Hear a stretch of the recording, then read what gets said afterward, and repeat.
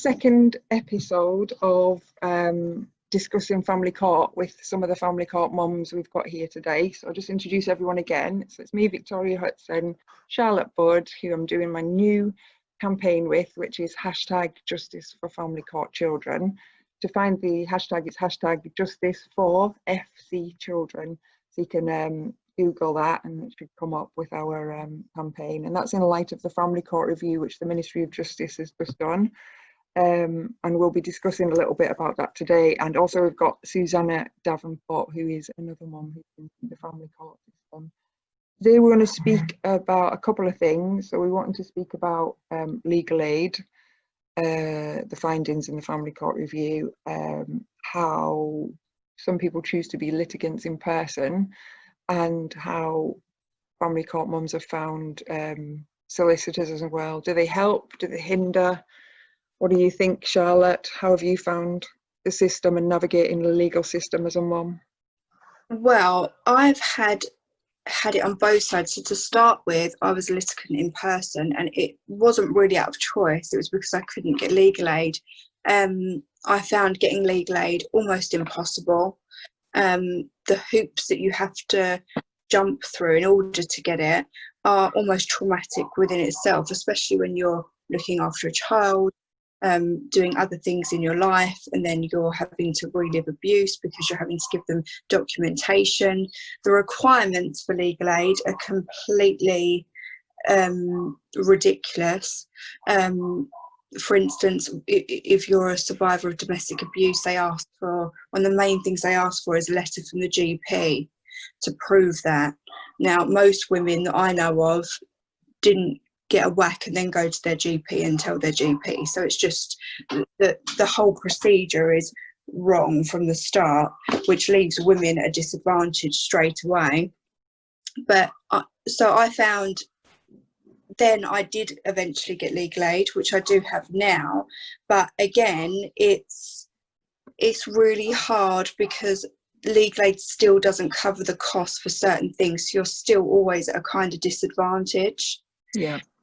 It's a very expensive process. Even without that, there's all the trips, there's all the meetings, there's lots of other expenses, there's all the paperwork that needs to be done, which is just costing an absolute fortune in printing and ink, and even like just the little things like that you don't think about. It can cost me £100 a month just in admin costs.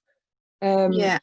One thing I was going to pick up on is the cost when you, for example, for me, when I first went to a solicitor and I asked about legal aid, they wouldn't even look into it, even though I had an IDVA at the time and could have got the form. They just said, oh, you won't get it. And because they're the expert, you just think, okay, I won't get it. But actually, I could have got it. When I look at the criteria now, I could have, but you just believe them. And then, therefore, I think that cost ended up costing me about £10,000. Which I didn't have at the time. I had a mortgage and other expenses, and I just had to leave my job to fight this. So I didn't have the money coming in. But I think that's a big problem. Is I've heard people remortgaging their homes, losing their homes, spending hundreds of thousands because obviously they've got you, haven't they? They've got your most prized possession, your child. And you will do anything and spend anything, and they know that, and they're the experts, as they say. And yeah, so we're just talking about the cost. I started out in private proceedings, and Charlotte as well, and basically, did you find it easy to get legal aid, Susanna? I couldn't get it. Yeah. So the problem is, even before the legal aid changes, I wouldn't qualify for legal aid. So to cover the merits, you have to be in a certain financial position. And I think there is a big myth at the moment in society where people are believing, or the public as a whole are thinking, that women, primarily because that's what we're talking about, get legal aid once they claim or make allegations that they have been victims of domestic abuse, and that the law is protecting them on those circumstances, and they can fight for their children. But we know from reality it is just a myth, because not everyone qualifies for legal aid. Yeah. And certainly at the start of the proceedings, you know, the first hearing is probably the most important ever. And because the process takes so long, women are finding themselves representing themselves in court against their abuser, against the barrister or their solicitor, fighting for their children.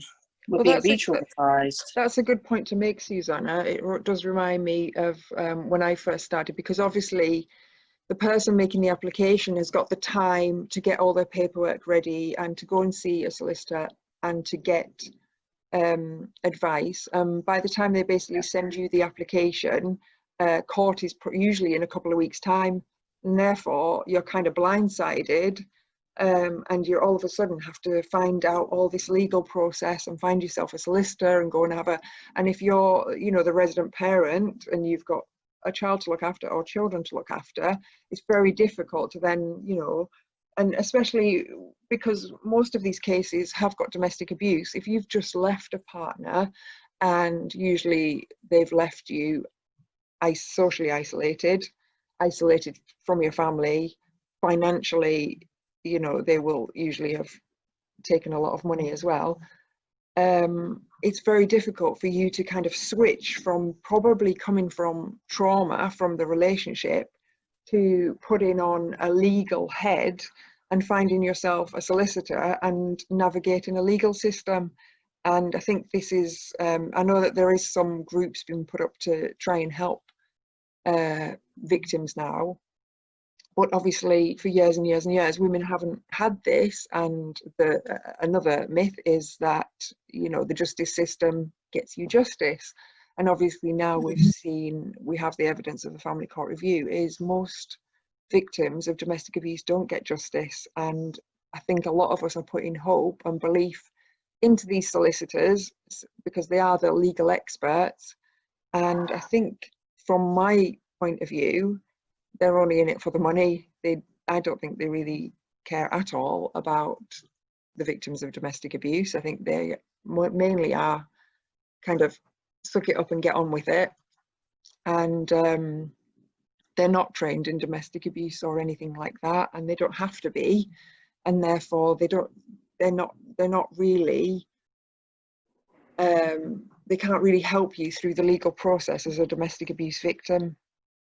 And they definitely don't help when it comes to the criminal side of it. And I think because another subject we can touch on is restraining orders and things like that. I don't really have much experience of that, but that's usually an issue for most women. They can have restraining orders from the criminal courts, and then they come into the family court and they have to sit next to their abuser, and that's moving on to special measures. How have you found special measures, Charlotte?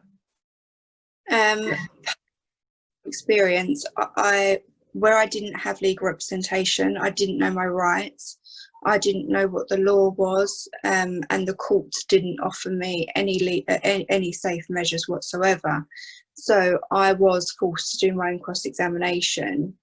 And I do feel, because of the lack of legal knowledge and representation that I had, I was really taken advantage of. And I had no safe measures, and it was really, really traumatic for me. And I've heard this a lot, where women are having to go into court. They're then faced to question their abuser. The abuser often has a barrister in place because, again, it's mostly the man that is taking the woman to court for child access. So they often go to work still and could afford that legal representation. And it's really traumatic. And then quite often the court will then turn around at the end and say, well, some of what you've said doesn't quite make sense, or isn't quite good enough, or not quite clear enough, when you've been through this experience that's really traumatizing. think what I found as well, I think because it's such a secret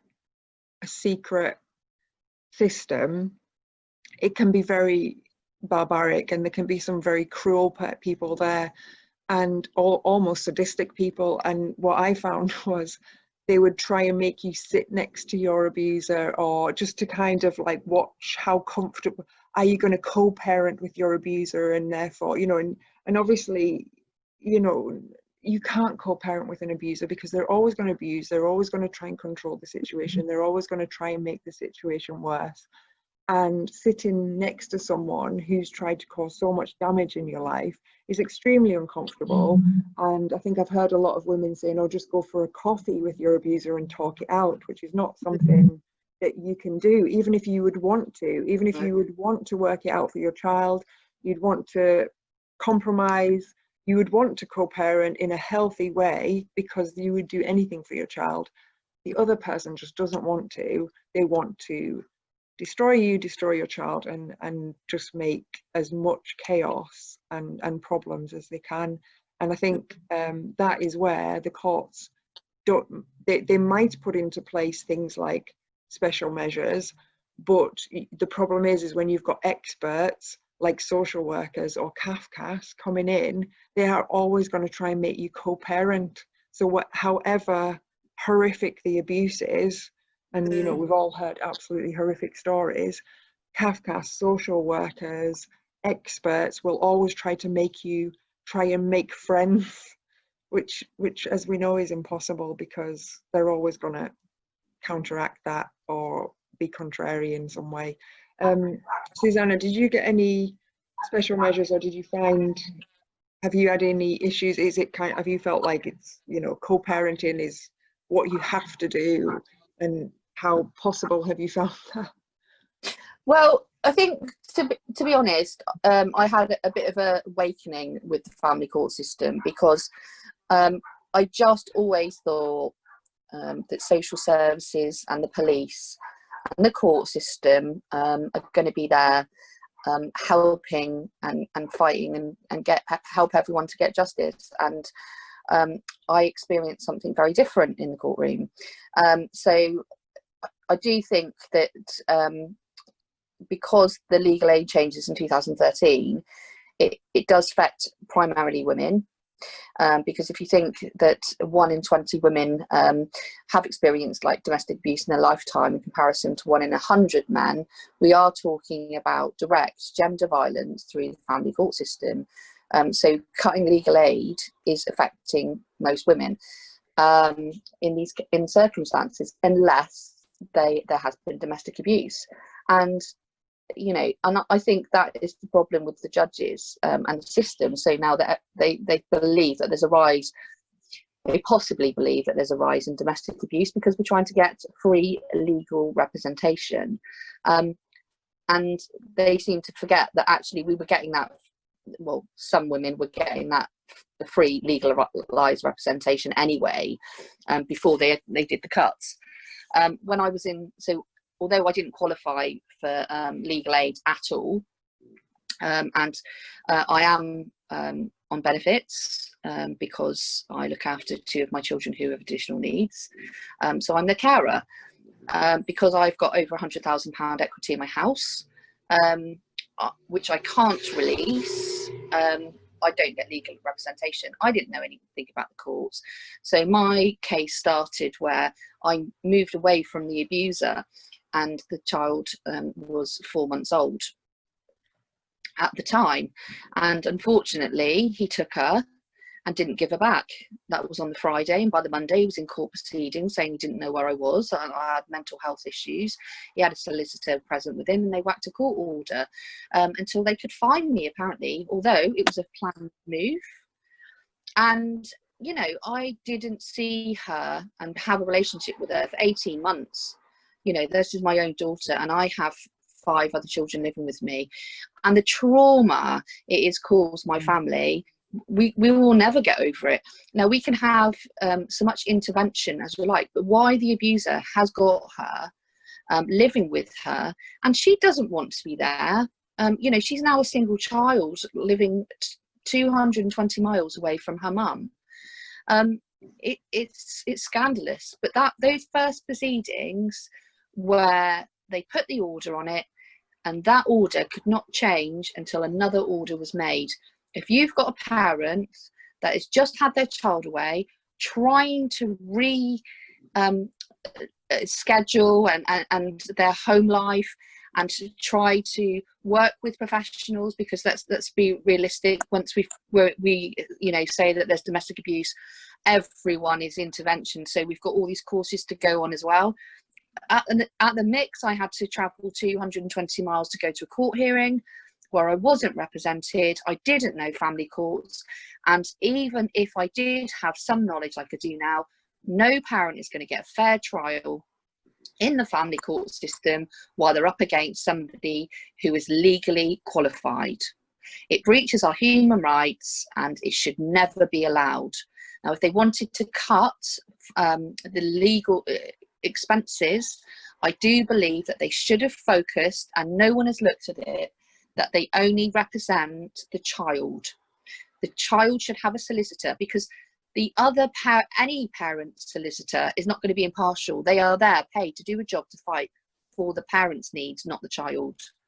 See, I think this is where I've probably got a bit of a different feeling about kind of Kafka's guardians and solicitors for the child. With my own experience, I don't feel like, I don't think this is everybody's feeling, but I don't feel like a solicitor for the child is always the best way forward, because sometimes in smaller rural areas, a lot of the solicitors know each other, and sometimes the abuser's solicitor can be friends with the child solicitor. And yeah. I'm not saying that that's happened in my case, but a lot of the time, sometimes when the child solicitor stands up, it is like somebody else speaking, and I have found that they don't represent my child's voice, and I'm not quite sure. Yeah, as we have heard, the voice of the child is supposed to be one of the paramount concerns, the best interests of the child. I don't know many people who have a child solicitor whose child solicitor has stood up and given the voice of the child. Even, and I'm not talking about even, because they can say, oh, but they're so young, da, da, da, da. What I find with the child solicitor is they're speaking exactly the same kind of entrenched views, which are almost cult-like in the way they, oh, can you hear well, they're me? outdated, aren't they? Yeah. They're outdated. Yeah. So they're basically same thing, pushing contact, and not speaking for the child at all. But that's just a personal experience. I think a lot of people are quite happy to have a guardian and quite happy to have a child solicitor, but I'm not quite sure if that's because they've never had one, so they think that they really will speak for the child. But sometimes, but that's, sorry to interrupt you. So that's what I'm saying, though, that no parent has, in family court cases, that no parent is represented. So that actually the only person you have is speaking for the child, because it's the child's needs that is supposed to be paramount. At the moment, they seem to be putting the father's needs first, as many of us are finding, and the child and women and children are being domestically abused through the family court system in the UK. Yeah. And go on, Charlotte. Sorry. Yesterday, every now and then I get women who email me or message me through social media, and yesterday alone I spoke to 3 women who have all been victims of domestic abuse and then gone through the family court and either had their children put in unsafe contact or have had their one child or 2 children removed. And again, it's the same thing. They've had no legal representation, no safe measures. The decisions made are completely barbaric and uneducated in courts. And it really shocks me. Even now, it still does, that this is the state of our so-called justice system. And it's, you go through an abusive relationship, come out and you expect more to be done in what we call a progressive society, and you're then further abused by the system. And it literally, it starts from legal aid and the police, even all the way through to family court. And there's been cases where everything is really difficult. So there's been cases where they've had time to read the position statement of the father and haven't bothered to read the mother's position statement. And you just, this can't continue. This has to stop at some point. This has to stop. It's completely unfair and biased and sexist. Yeah, I think what you said, I just wanted to come in there. I think you're right, it has to stop. We need something to change now, because it's no good them doing the family court review and saying, yes, you're right, we're failing victims, and yes, you're right, we're putting children in unsafe contact, and yes, you're right, 21 children died, and it is the fault of the family court system. So they've admitted it. But the problem is now, is what are they going to do about it? They're saying, oh, we will make changes, but that doesn't stop our children from going through it. Our children are all pretty much a similar age. They're very young. So they've got another 10 years of this, at least 10, 15 years. Yeah. How can they say, yes, there's a problem, yeah, there's a serious issue, but we'll make changes for people in the future, but not for you? That's no good.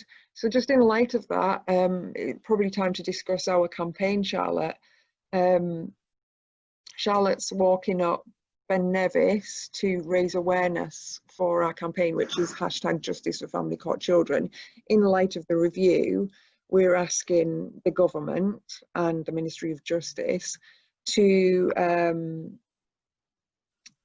re-look at our cases, re-look at the cases where unsafe contact has been given, and re-look at the cases where children have been removed to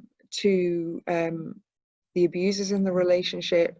These are horrific cases where children have been failed and they've admitted it, and they're just not going to do anything about it.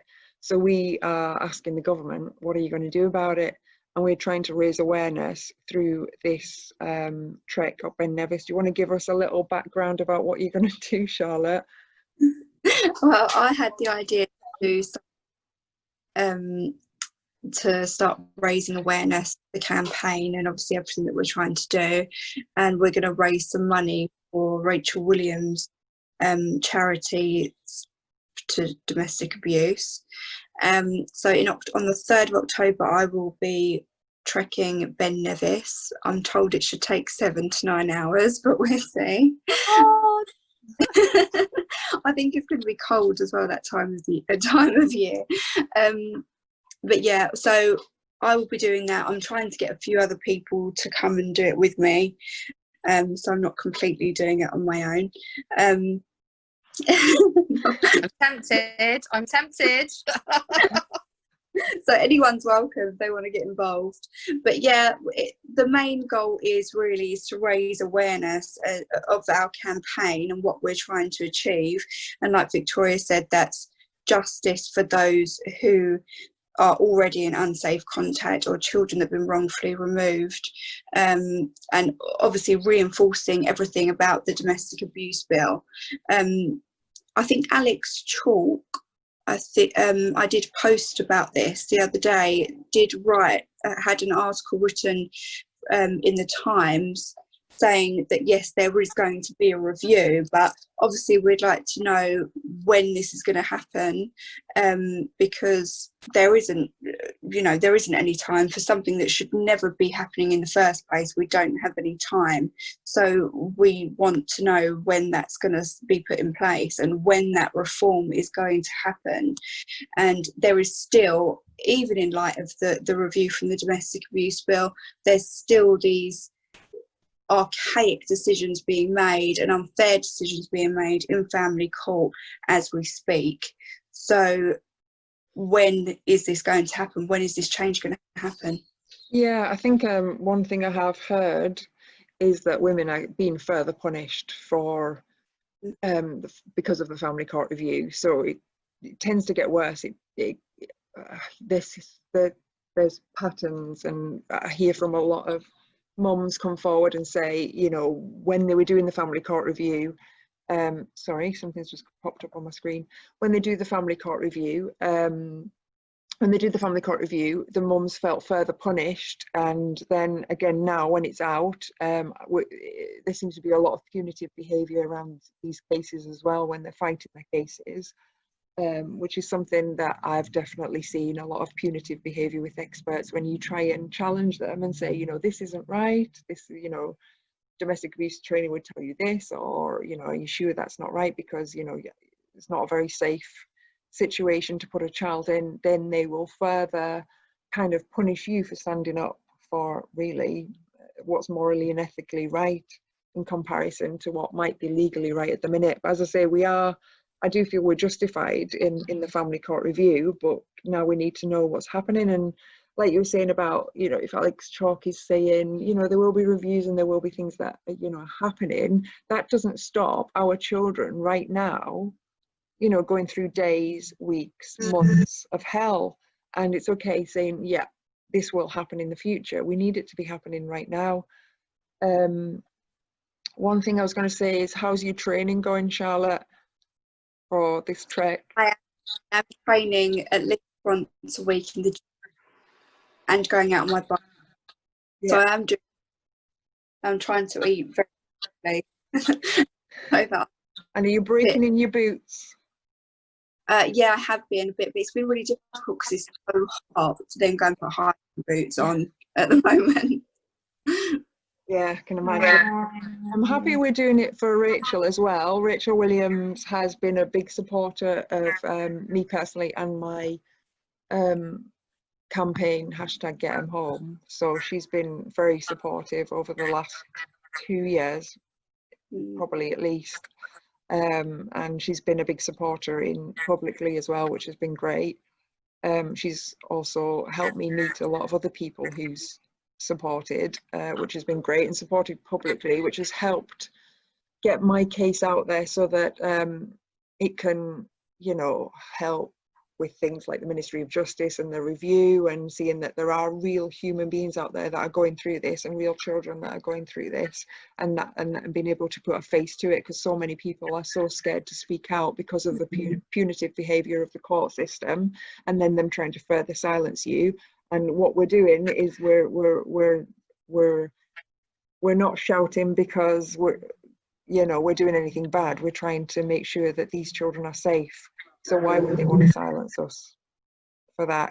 I mean, can I come in there and say that the judge?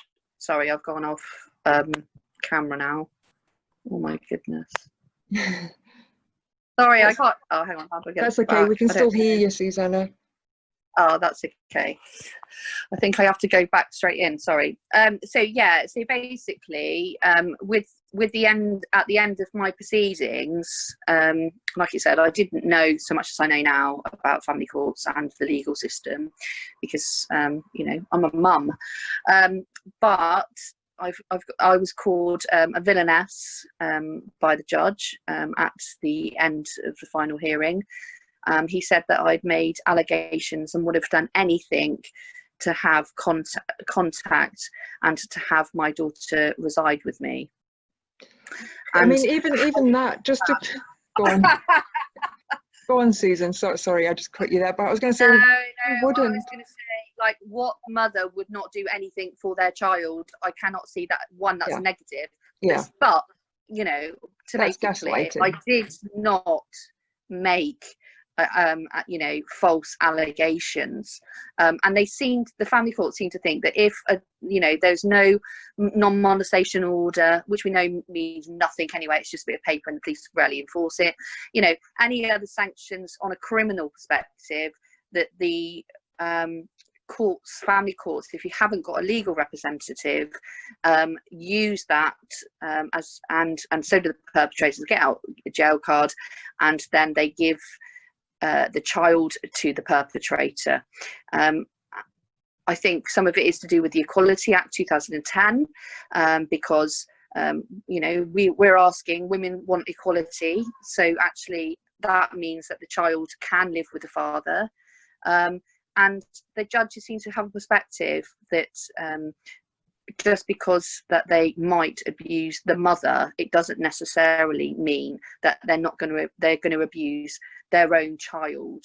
And the domestic abuse, once the relationship's ended, so is the domestic abuse.